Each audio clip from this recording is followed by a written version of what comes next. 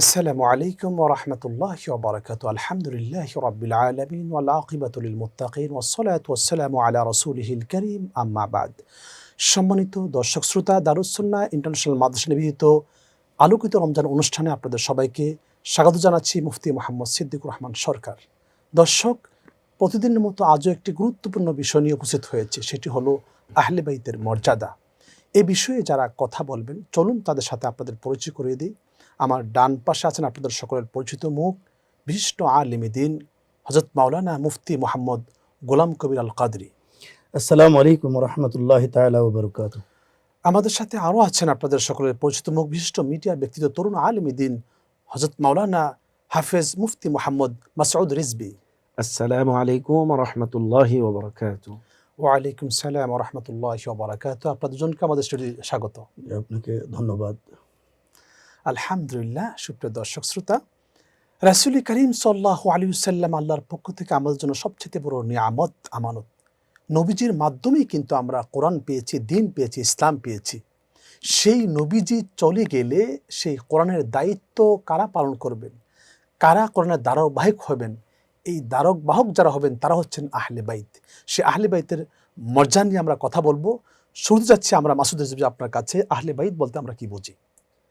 ধন্যবাদ আপনাকে, বিজ্ঞ প্রাজ্ঞ সঞ্চালক। অত্যন্ত সময় উপযোগী এবং আমাদের জীবন চলার পথে জানার জন্য অত্যন্ত গুরুত্বপূর্ণ একটি বিষয়ের অবতারণ আজকে আপনি করেছেন। আহলুল বাইত সাধারণত পরিবার পরিজনকে বোঝায়, আর পারিপার্শ্বিক ভাষায় যদি আমরা বলি তাহলে আমাদের প্রাণাধিক প্রিয়, প্রাণপ্রিয় নবী করিম সাল্লাল্লাহু আলাইহি ওয়া আলিহি ওয়াসাল্লামার পুত পবিত্র পরিবার পরিজনকে, অর্থাৎ পরিবারবর্গকে সাধারণ কথায় আহলুল বাইত বলা হয়। আহলুল বাইত মৌলিকভাবে দুভাগে বিভক্ত। একটি হলো আহলুল বাইত খাস, আরেকটি হলো আহলুল বাইত আম। নবী করিম আলাইহিস সালাতু ওয়াস সালাম ভিন্ন ভিন্ন সময় পছন্দের দিক থেকে, মর্তবার দিক থেকে কাউকে তিনি আহলে বাইতের অন্তর্ভুক্ত করেছেন। যেমন প্রিয় নবী করিম আলাইহিস সালাতু ওয়াস সালাম ওনার প্রাণপ্রিয় চাচা হযরত আব্বাস রাদিয়াল্লাহু তাআলা আনহু, ওনার ছেলে রাইসুল মুফাসসিরিন হযরত আব্দুল্লাহ ইবনে আব্বাস রাদিয়াল্লাহু আনহুমা, ওনাকে বলেছেন সে আমার আহলে বাইতের অন্তর্ভুক্ত। অনেক সময় আনাস ইবনে মালিককে বলেছেন, নবীজির খাদিম, তাকে বলেছেন আহলুল বাইতের অন্তর্ভুক্ত। আবার এই দিক থেকে তারা আহলে বাইতের অন্তর্ভুক্ত, নবীজির সকল আত্মীয় স্বজনরা আহলুল বাইতের অন্তর্ভুক্ত। আর দ্বিতীয় কথা হলো আহলে বাইতের ক্ষেত্রে কুরআনুল কারীম যে নির্দেশনা দিয়েছে, সূরাতুল আহজাবের মধ্যে আল্লাহ রাব্বুল আলামিন ইরশাদ করেছেন, বিসমিল্লাহির রহমানির রহিম, ইন্নামা ইউরিদুল্লাহু লিইউযহিবা আনকুমুর রিজসা আহলাল বাইত ওয়া ইউতাহহিরাকুম তাতহীরা। আয়াতের খণ্ডিতাংশ আহলুল বাইতের ক্ষেত্রে মুফাসসিরিনে কেরাম যে অর্থকে গ্রহণ করেছেন, এখানে দুটো অর্থ এসেছে। যেমন তাফসিরে জালালাইনের মধ্যে ইমাম সুয়ুতি রহমাতুল্লাহি আলাইহি, বিশেষ করে তারপরে তাফসিরে কবিরের মধ্যে ইমাম ফখরুদ্দিন রাজি রহমাতুল্লাহি আলাইহি একটা অর্থ নিয়েছেন আমভাবে সবাই।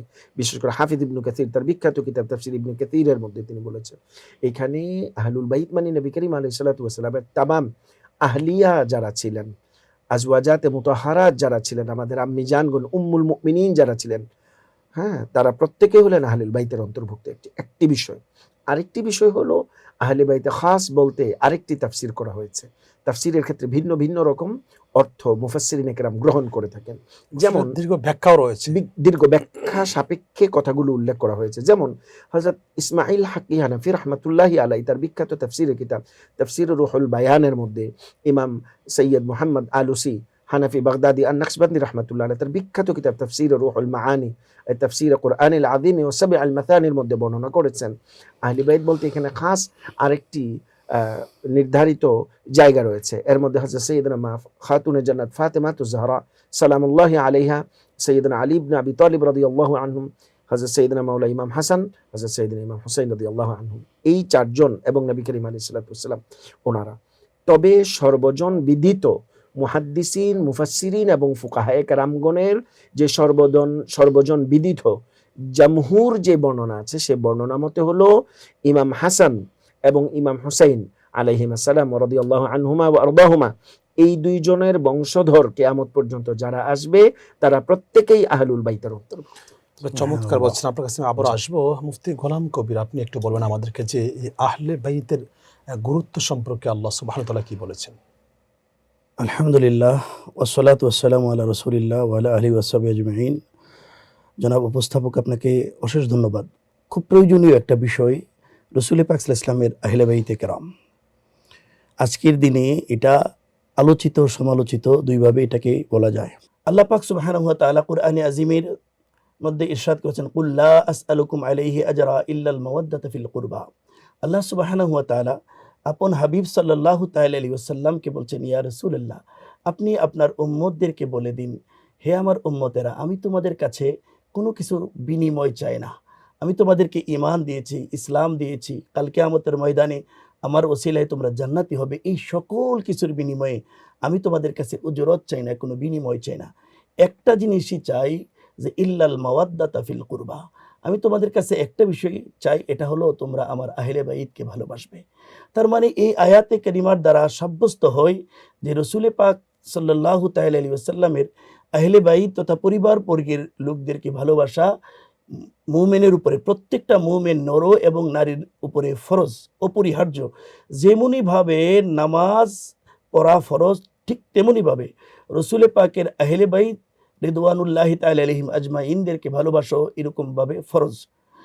এখানে আমাদের দেশে কিছু কিছু আলোচনা দেখা যায় রাসূল পাক সাল্লাল্লাহু তাআলা আলাইহি ওয়াসাল্লামের আহলে বাইতের কথা। আহলে বাইত সম্পর্কে আমরা জানতে চাই, শুধু তাদের গুরুত্ব নিয়ে আমরা কথা বলবো ইনশাআল্লাহ। আহলে বাইতের গুরুত্বের ব্যাপারে বলছি যে দেখেন, আল্লাহ পাক কোরআনে পাকে বলছে কি লা আসআলুকুম আলাইহি আজরা, এটা আল্লাহ পাকের চাহিদা। আল্লাহ সুবহানাহু ওয়া তাআলা বলছেন যে প্রত্যেকটা ইমানদারের জন্য কি রাসূল পাকের আহলে বাইতকে ভালোবাসা ফরজ, বাসতেই হবে। আর এরকম আহলে বাইত কারা? আমার পূর্বের বক্তা বলেছেন রাসূল পাক সাল্লাল্লাহু আলাইহি ওয়াসাল্লামের আওলাদে পাক। এখন আওলাদে পাকের মধ্যে আবার দুইটা বিষয়। আমাদের দেশে একটা কথা আছে পাক পাঞ্জাতন। এই পাক পাঞ্জাতন কথাটা নিয়ে অনেক মিশ্র প্রতিক্রিয়া পরিলক্ষিত হয়। তারপরেও আমি বলছি এটা অবশ্যই একটা কোরআন হাদিস ভিত্তিক কথা। অনেকে বলে পাক পাঞ্জাতন ফার্সি ভাষার শব্দ, এটা আবার কোরআন হাদিসে কিভাবে থাকে? আমি বলছি না, ফার্সি শব্দ হলেই যে এটা কোরআন শরীফে নাই, এটা সঠিক নয়। যেমন নাকি আমরা নামাজ কথাটা কোরআন শরীফে পাই না, হাদিস শরীফেও পাই না। রোজা কথাটাও কোরআন হাদিস আমরা পরিলক্ষিত করতে পারি না। কিন্তু নামাজ নামে আমরা সালাত পাই, এরপর রোজা নামে আমরা সওম পাই। এই জন্য কোরআন এর মধ্যে নামাজ নাই, হাদিসের মধ্যেও নামাজ নাই, বিদায় যে নামাজ কোরআন হাদিসে নাই, এই কথাটা বলাটা এটা জ্ঞানের স্বল্পতা। ঠিক তদ্রূপভাবে আমার রাসূল পাক সাল্লাল্লাহু তাআলা আলাইহি ওয়াসাল্লামের আওলাদে পাকের ব্যাপারে বলছে কি যে ইন্নামা ইউরিদুল্লাহু লিইউযহিবা আনকুমুর রিজসা আহলাল বাইত ওয়া ইউতাহহিরাকুম তাতহীরা। সূরা হুজুরাত 33 নম্বর সূরার 33 নম্বর আয়াতে আল্লাহ সুবহানাহু ওয়া তাআলা বলছে কি ইন্নামা ইউরিদুল্লাহু লিইউযহিবা আনকুমুর রিজসা আহলাল বাইত। নিশ্চয়ই আল্লাহ সুবহানাহু ওয়া তাআলা ইচ্ছা পোষণ করেন যে হে নবী, আপনার পরিবারবর্গ যারা আছে তাদের কাছ থেকে যত পাপ, পঙ্কিলতা, মিথ্যা, নাপাকি সব কিছু থেকে তাদেরকে দূরে রাখতে এবং ইউতাহহিরাকুম তাতহীরা, এবং আল্লাহ সুবহানাহু ওয়া তাআলা আপনার আহলে বাইতকে পবিত্র করার মতো করতে চান। তো আল্লাহ সুবহানাহু ওয়া তাআলা রাসূল পাকের আহলে বাইতকে পুত পবিত্র রাখতে চান, পুত পবিত্র করতে চান, এটা আল্লাহ পাকের ইচ্ছা। তাহলে আল্লাহ পাকের ইচ্ছা যেটা, এটার ব্যাপারে আল্লাহ পাক কুরআনে আযীমে বলছেন কি ফাআলুল লিমা ইউরিদ, আল্লাহ যা চান তাই করেন। তার মানে হলো রাসূল পাক সাল্লাল্লাহু তাআলা আলাইহি ওয়াসাল্লামের আওলাদে পাক যারা, তারা পাক এবং পবিত্র। এবং তাদের গুরুত্ব দেখেন, তাদের গুরুত্ব কি? নামাজের মধ্যে পৃথিবীতে এমন কোনো সালাত নাই যে যেই সালাতের মধ্যে রাসূল পাকের আহলে বাইতদেরকে সালাম দিতে হয় না। যদি কোনো পৃথিবীতে এমন কোনো নামাজ নাই যে নামাজ আহলে বাইতকে যদি আলাদা করা হয়, এই নামাজটা আল্লাহর দরবারে গৃহীত হবে, এমন কোনো নামাজ নাই। তাছাড়া পৃথিবীতে যত দুরুদ আছেন, আল্লাহ পাক কুরআনে আযীমে ইরশাদ করেছেন ইন্নাল্লাহা ওয়া মালাইকাতাহু ইউসাল্লুনা আলান নবী ইয়া আইয়ুহাল্লাযীনা আমানু সাল্লু আলাইহি ওয়া সাল্লিমু তাসলিমা। এখানে দুরূদ শরীফ পড়া ফরজ, ওয়াজিব, সুন্নত যেটাই বলেন, দুরূদ শরীফ পড়তেই হবে। দুরূদ ছাড়া কোনো আমল আল্লাহর দরবারে গৃহীত হয় না। আল্লাহর রাসূল সাল্লাল্লাহু আলাইহি সাল্লাম বলছে কি আল আমালু মুআল্লাকাতুন বাইনাস সামাই ওয়াল আরদি হাত্তা ইউসাল্লি আলাইহা। পৃথিবীর কোনো আমল আল্লাহর দরবারে গৃহীত হয় না রাসূল পাকের উপরে দরুদ শরীফ ছাড়া। আর পৃথিবীতে এমন কোনো দরুদ নাই যেই দরুদের মধ্যে আমার রাসূল পাকের আহলে বাইত নাই। চমৎকার বলছেন মুফতি মাসুদ রিজভী। আপনার কাছ থেকে আমরা শুনবো যে এই দুরূদ শরীফের, এই যে আহলে বাইতের উপর দুরূদ শরীফ পাঠ করতে হয়, তাদের কথা সেখানে আছে, কিন্তু এই আহলে বাইতের ফজিলত কী রয়েছে আপনার কাছ থেকে শুনবো তবে বিরতির পর। সুপ্রিয় দর্শক শ্রোতা, আপনারা দেখছেন দারুস সুন্নাহ ইন্টারন্যাশনাল মাদ্রাসা নিবেদিত আলোকিত রমজান নিচ্ছে ছোট্ট একটি বিরতি, আমাদের সাথেই থাকুন। ফিরছি আমরা কিছুক্ষণের মধ্যে ইনশাআল্লাহ।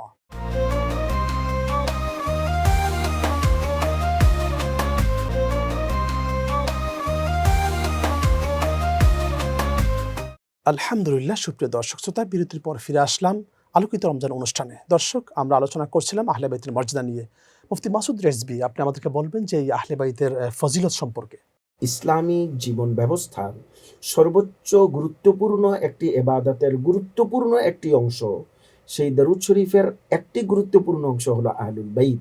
তার মানে বোঝা যায় আহলুল বাইত নিছক কোনো বিষয় নয় যা গায়ের জোরে ঠেলে আপনি ফেলে দিবেন অথবা যুক্তিতর্কের নিরিখে এনে ওনাদেরকে আপনার যুক্তির মানদণ্ডে দাঁড় করাবেন। এর কোনো সুযোগ ইসলামে নেই। যেহেতু আহলুল বাইতের টোটাল বিষয়টি অকাঠ্যভাবে কোরআন এবং সুন্নাহ দ্বারা প্রমাণিত, অতএব এর গুরুত্ব এবং মর্যাদা এখানে প্রতীয়মান হয়। আর বাকি থাকলো ফজিলতের ক্ষেত্রে। আহলুল বাইতের বিজ্ঞ সদস্য যারা, গুরুত্বপূর্ণ সদস্য যারা, তাদের প্রত্যেকের ভিন্ন ভিন্ন ফাজাইলের কথা হাদিসে মুবারাকাতে দৃশ্যমান। যেমনিভাবে আমরা যদি বলি আহলুল বাইতের প্রথম সদস্য নবী করিম আলাইহিস সালাতু ওয়াস সালাম, এখন হুজুরের ফজিলতের উপরে আমাদের আলাদা আরো 2-4-10টা এপিসোড করতে হবে শুধুমাত্র আমার নবী পাকের, আমার নবী করিম সাল্লাল্লাহু আলাইহি ওয়াসাল্লাম। এখানে আলাদা করে মর্যাদা বলার আর কিছু নেই, দাবি রাখে না, অপেক্ষা থাকে না। দ্বিতীয় নম্বরে যদি বলি আমরা হযরত সাইয়্যিদাতুন নিসা আহলিল জান্নাহ মা খাতুনে জান্নাত ফাতেমাতুজ জাহরা সালামুল্লাহি আলাইহা, ওনার ব্যাপারে সহিহ বুখারীর হাদিস, ক্বালা নবী আলাইহিস সালাতু ওয়াস সালাম আল ফাতিমাতু বিদআতুম মিন্নি, ফাতেমা আমার দেহের অংশ। কত গুরুত্বপূর্ণ কথা চিন্তা করা যায়। নবী বলছেন ফাতেমা আমার দেহের অংশ, যে ফাতেমাকে কষ্ট দিল সে আমাকে কষ্ট দিল। মুখতালিফ রিওয়ায়াত আছে ভিন্ন ভিন্ন হাদিসের কিতাবের মধ্যে। আরেকটি হাদিস অত্যন্ত প্রণিধানযোগ্য, আমাদের দেশে প্রায় সকল জুমাতে বিশ্বব্যাপী খতিব সাহেবগণ পড়ে থাকেন, আল ফাতিমাতু সাইয়্যিদাতুন নিসাই আহলিল জান্নাহ। ফাতেমা সালামুল্লাহি আলাইহাকে নবী করিম আলাইহিস সালাতু ওয়াস সালাম বলছেন আমার ফাতেমা জান্নাতি সকল রমণীদের সরদার। একটি ফজিলত। এবার আসি হযরত আলীউল মুরতাজার ক্ষেত্রে। মাওলানা আলী শের খুদা রাদিয়াল্লাহু তাআলা আনহুর ব্যাপারে নবী করিম আলাইহিস সালাতু ওয়াস সালাম বলেছেন সাইয়্যিদুন ফিদ দুনিয়া ওয়া সাইয়্যিদুন ফিল আখিরাহ। অন্য বর্ণনাতে বলেছেন বিমানজালাতি হারুন ও মুসা, মুসা নবীর কাছে হারুন যেমন ছিল আমার কাছে তুমি তেমন, আর তুমি দুনিয়াতেও সরদার হবে আখিরাতেও সরদার হবে। চমৎকার বলছেন মুফতি গোলাম কবির। আপনি বলবেন যে এই যে আমরা জুমার খুতবায় পড়ি ওয়াল হাসান ওয়াল হুসাইন সাইয়্যিদু আহলিল জান্নাহ, শাবাবি আহলিল জান্নাহ সম্পর্কে আপনার জানতে চাই আমরা। জি, এটা পৃথিবীর যত খতিবগণ আছেন খুতবার মধ্যে এটা পাঠ করতে হয়। দেখেন সানি খুতবা, যেটা সানি খুতবাতে এটা পাঠ করতে হয়। এই ব্যাপার নিয়ে কিন্তু কারবালার ময়দানে দ্বন্দ্ব সূত্রপাত। ইমাম আলী মকাম ইমাম হুসাইন রাদিয়াল্লাহু তাআলা আনহুকে বলা হয়েছিল কি আপনি ইজিদের নামে খুতবা পড়বেন। ওনা বলছেন আমার গলায় ছুরি লাগবে, তারপর আমি ইজিদের নামে খুতবা পড়তে পারবো না, সে পাষণ্ড, সে শরাবি। তো এই মুমিনের একটা কাজ, আহলে সুন্নাত ওয়াল জামাতের, চাই সে মাতুরিদি হোক আশারি হোক, সকল ফেরকা যারা আহলে সুন্নাত ওয়াল জামাতের সবার আকীদা হলো যে জুমার খুতবাতে রসুল পাকের আহলে বাইতের উপরে খুতবা পাঠ করতে হবে। এবং যে যেমন বলা হয়েছে কি আল হাসানু ওয়াল হুসাইনু সাইয়্যিদুশ শুববান মিন আহলিল জান্নাহ, তারা দুইজন কি জান্নাতি যুবকদের সর্দার। সহিহ বুখারী এবং মুসলিম শরীফ সহ পৃথিবীর এমন কোনো কিতাব নাই যেই কিতাবের মধ্যে ইমাম হাসান এবং ইমাম হুসাইন রাদিয়াল্লাহু তাআলা আনহুমার ফাজাইল সম্পর্কে আমার রসুল পাকের হাদিসে মুবারাকা নেই। যেমন আমার রসুল পাক সাল্লাল্লাহু আলাইহি ওয়াসাল্লাম বলছে কি যে মান আহাব্বা হাসানান ওয়া হুসাইনান কা আহাব্বানি, যেই ব্যক্তি হাসান এবং হুসাইনকে ভালোবাসবে সেজন্য আমি রাসূলুল্লাহ সাল্লাল্লাহু আলাইহি ওয়াসাল্লামকে ভালোবাসলো। আর রাসূল পাক সাল্লাল্লাহু আলাইহি ওয়াসাল্লাম বলছে কি যে মান আহাব্বানি কানা মাইয়া ফিল জান্নাহ, যে ব্যক্তি আমাকে ভালোবাসলো সে কাল কিয়ামতের ময়দানে আমি রাসূলুল্লাহর সাথে এক জান্নাতে জায়গা পাবে। সুবহানাল্লাহি ওয়া বিহামদিহি। তার মানে হলো আমার দয়াল নবীর কলিজার টুকরা সাহাবী ইমাম হাসান এবং হুসাইনকে ভালোবাসা জান্নাত পাওয়ার জন্য পূর্ব শর্ত। এটা আমার রসুল পাকের শুভ সংবাদও বটে। আমার রসুল পাক সাল্লাল্লাহু আলাইহি ওয়াসাল্লাম বলছে কি আল হাসানু ওয়াল হুসাইনু রায়হানু মিন আহলিল জান্নাহ, হাসান এবং হুসাইন তারা কি দুইটা হলো জান্নাতি দুইটা ফুলের নাম। সুবহানাল্লাহি বিহামদিহি। এইভাবে আমার দয়াল নবী সাল্লাল্লাহু তাআলা আলাইহি সাল্লাম ওনাদেরকে বিভিন্নভাবে বিশেষিত করেছেন। চমৎকার বলছেন মুফতি মাসুদ রেজভী। আহলে বাইত যে পৃথিবীতে আছেন তারা কি ভবিষ্যতে থাকবেন কিনা এবং তাদেরকে চিনার কোনো উপায় আছে কিনা? এটি আরেকটি গুরুত্বপূর্ণ প্রশ্ন এবং আলোচনার দাবি রাখে। আহলুল বাইত কি শেষ হয়ে গিয়েছে না এখনো বিদ্যমান, আর যদি থেকে থাকে চেনার উপায় কি? প্রাক ইসলামিক যুগে নবী করিম আলাইহিসসালাতু ওয়াসসালামকে বিভিন্ন বাক্যবাণে কষ্ট দেওয়া হয়েছে। তার মধ্যে একটি হলো আবতার, লেচকাটা বলা হয়েছে। নবী করিম আলাইহিসসালাতু ওয়াসসালামের কলিজার ধন নির্বংশ। নির্বংশ বলা হয়েছে। কলিজার ধন হযরত কাসেম ইব্রাহিম যখন দুনিয়া থেকে ইন্তেকাল করেছেন, সঙ্গত কারণ ছিল নবীর যদি পুত্র সন্তান থাকে, নবীর সন্তান হিসেবে তাদেরকে নবুয়তের তকমা দিয়ে নতুন করে ফিতনা হওয়ার সমূহ সম্ভাবনাকে আল্লাহ মূলোৎপাটন করার জন্য, জবাবকে সামনে বাড়তে দেওয়ার সুযোগ না দেওয়ার জন্য শিশু বয়সে তাদেরকে তুলে নিয়ে গিয়েছেন।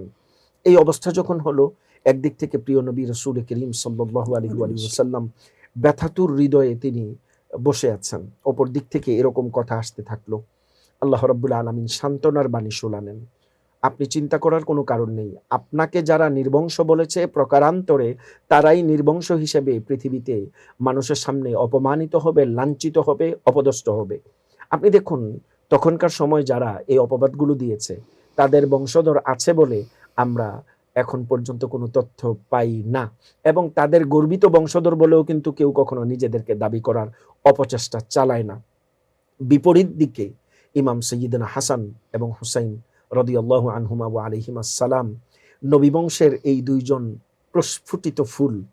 পরবর্তীতে তাদের বংশ, একদিক থেকে ইমাম হাসানের পরে হযরত ইমাম হাসান মুসান্না, হযরত ইমাম যায়েদ, ওনার বংশ পরিক্রমা। ইমাম হুসাইন রাদিয়াল্লাহু তাআলা আনহুর দিক থেকে হযরত ইমাম জাইনুল আবিদিন আলী ইবনুল হুসাইন, পরবর্তীতে ইমাম বাকের, ইমাম জাফর আস-সাদিক, ইমাম তাকি, ইমাম নাকি, ইমাম মুহাম্মদ আল জাওয়াদ থেকে শুরু করে এই যে আহলুল বাইতের পথ পরিক্রমা সারা দুনিয়াকে বিস্তৃত করে আছে হাজারো আওলাদে রাসূল, যারা নবী বংশের উজ্জ্বল প্রস্ফুটিত গোলাপ হিসাবে দিনকে সামনের দিকে ত্বরান্বিত করে দিয়ে যাচ্ছেন। এটির একটি ইশারা নবী করিম আলাইহিসসালাতু ওয়াসসালাম বিদায়ী হজ্জের ভাষণে কিন্তু বলেছেন, তোমাদের কাছে দুটো জিনিস রেখে যাচ্ছি, একটি কিতাব আল্লাহ ওয়া ইতরাতি আই আহলু বাইতি, আমি আল্লাহর কিতাব এবং আমার আহলু বাইত তোমাদের কাছে রেখে যাচ্ছি। তো রেখে যাচ্ছি মানে এটা থাকবে, আর তাদেরকে আল্লাহ রাব্বুল আলামিন নিরাপদ রাখবেন, মাহফুজ রাখবেন, তাদেরকে আমাদের জন্য উৎকৃষ্ট প্রমাণ রাখবেন, ঈমানের ইসলামের ধারক বাহক হিসাবে তাদেরকে আল্লাহ রাব্বুল আলামিন রাখবেন। এটা আল্লাহর ইচ্ছা। সব জন্য তারা ইন্নামা সবচেয়ে ইউরিদুল্লাহ, শ্রেষ্ঠ জ্ঞানী হবেন।